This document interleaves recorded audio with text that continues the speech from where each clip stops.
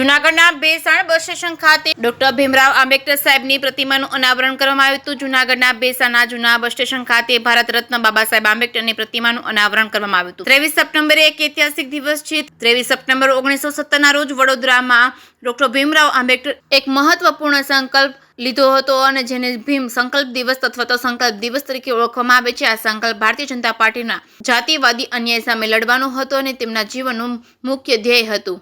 આ ઐતિહાસિક દિવસની ઉજવણીના ભાગરૂપે ભેસાણની મધ્યમાં પોલીસ સ્ટેશન પાસે ભારત રત્ન એવોર્ડથી સન્માનિત ડોક્ટર ભીમરાવ આંબેડકરની પ્રતિમાનું અનાવરણ કરવામાં આવ્યું હતું, જેમાં સમાજના લોકો હાજર રહ્યા હતા। ભેસાણ શહેરના મુખ્ય માર્ગ પર આવેલા શ્રી રામ ચોકથી લઈને બાબા સાહેબની પ્રતિમા સુધી ઢોલ નગારા અને ડીજે સાથે વિશાળ રેલી કાઢી હતી। આ રેલીમાં અન્ય સમાજના આગેવાનો, સરપંચ, યુનિયનના પ્રમુખ સુરેશભાઈ સાવલિયા, ભાવેશભાઈ ત્રાપસિયા, તાલુકા લહેવા પટેલ સમાજના પ્રમુખ વિનુભાઈ ભુવા સહિતના અનેક આગેવાનો ઉપસ્થિત રહ્યા હતા। તેમજ બાબા સાહેબના સંકલ્પ દિવસની મહત્વની સફળતા છે। આ પ્રસંગે જૂનાગઢથી પ્રમુખ રાજુભાઈ સોલંકી, રાજકોટના કોર્પોરેશનના વિરોધ પક્ષના નેતા વશરામભાઈ સાગઠિયા, મનસુખભાઈ વાઘેલા, રોહિતભાઈ સોલંકી, અજીતભાઈ વિંજુડા, અર્જુનભાઈ સાસિયા, રણજીતભાઈ સહિતના આગેવાનો અને કાર્યકરો સહિતના મોટી સંખ્યામાં ઉપસ્થિત રહ્યા હતા। જે કે સિંહ ગુજરાતી સાથે પંકજ વેગડા, ભેસાણ।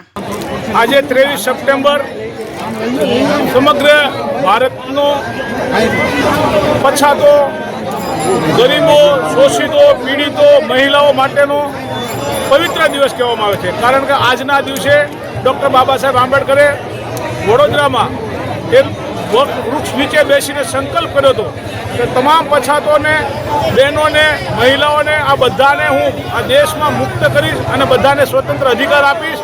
એના અનુસંધાને આ એમનો સંકલ્પ, જે ભીમ સંકલ્પ કહેવામાં આવે છે, ભીમ સંકલ્પ મહોત્સવ અનુસંધાને આજે ભેસાણ મુકામે કલેક્ટરની, માન્ય કલેક્ટર સાહેબની મંજૂરી સહિત આજની પૂર્ણ કદની ડૉક્ટર બાબા સાહેબ આંબેડકરની પ્રતિમાનું અનાવરણનો કાર્યક્રમ છે। આ કાર્યક્રમમાં હું રાજકોટથી મને પણ બોલાવવામાં આવ્યો છે, એટલે હું આનંદ અનુભવું છું અને આ ઉત્સવનો ભાગીદાર થયો છું એનો પણ મને આનંદ છે। અને સમગ્ર ભેસાણ તાલુકાના તમામ લતાવાસીઓનો, ભેસાણ તાલુકાના આગેવાનોનો અને કાર્યકરોનો બધાનો આભાર પણ માનું છું। અને આજે જે રેલી શાંતિપૂર્ણ કાઢવામાં આવી છે એ પણ એક સારામાં સારી વાત છે।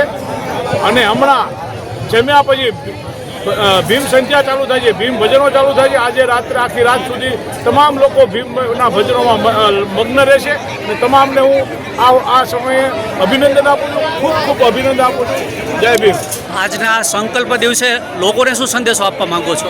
લોકોને એક સંદેશો એ આપવા માંગુ છું, ભારતમાં 48% મહિલાઓની સંખ્યા છે। આ દેશના મહિલાઓના મુક્તિદાતા તરીકે ડૉક્ટર બાબા સાહેબ આંબેડકર છે। કારણ કે મહિલાઓને જે અધિકાર નહોતા, તમામ અધિકારો ડૉક્ટર બાબા સાહેબ આંબેડકરે બંધારણ બનાવ્યા પછી આપ્યા છે। એટલે મહિલાઓને તો ખાસ, કારણ કે એની ટકાવારી પણ આ દેશમાં વધારે છે।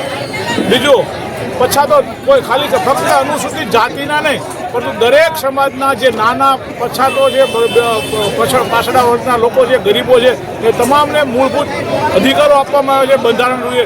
એ અધિકારોની રૂએ એ લોકો આજે સ્વતંત્ર રીતે જીવી શકે છે, સ્વતંત્ર રીતે રહી શકે છે અને પોતાનો બંધારણીય અધિકારનો સંપૂર્ણ ઉપયોગ કરી શકે છે।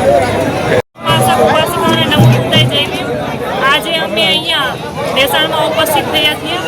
આજે સંકલ્પ દિવસના દિવસે ભેસાણમાં સમસ્ત અનુસૂચિત જાતિ, અનુસૂચિત સંઘના તરફથી આમંત્રિત કરેલ છે અને આજે સંકલ્પ દિવસના શુભ અવસરે અહીંયા બાબા સાહેબની પ્રતિમાનું અનાવરણ કરેલ છે।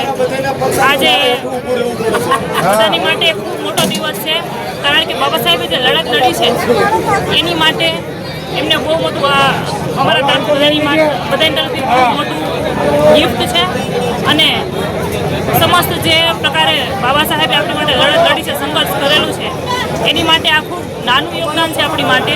અને સમાજમાં આપણે આવી રીતે કાર્ય કરીને હંમેશા એમણે આપેલું યોગદાન જે છે એ યોગદાન હંમેશા આપણે યાદ રાખીને, એમણે જે સંઘર્ષ કરેલા છે એ સંઘર્ષોને યાદ કરીને આપણે સમાજમાં કંઈ ને કંઈ રૂપે યોગદાન આપીને એમના ઉપકારોને,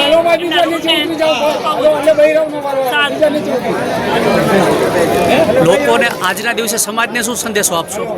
આજના દિવસે સંદેશો એ આપી શકાય છે કે જેમ બાબા સાહેબે આપણા સમાજ માટે સંકલ્પ કરેલ છે,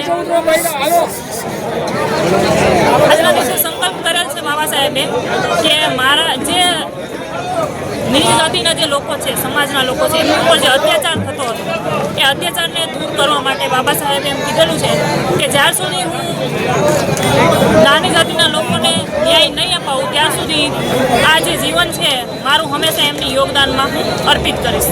તો એવી જ રીતે આપણા સમાજના લોકોએ પણ જ્યાર સુધી જીવિત છે ત્યાર સુધી સમાજની માટે કંઈક ને કંઈક કરવું જોઈએ. એવી રીતે બાબા સાહેબ સંકલ્પ લીધો.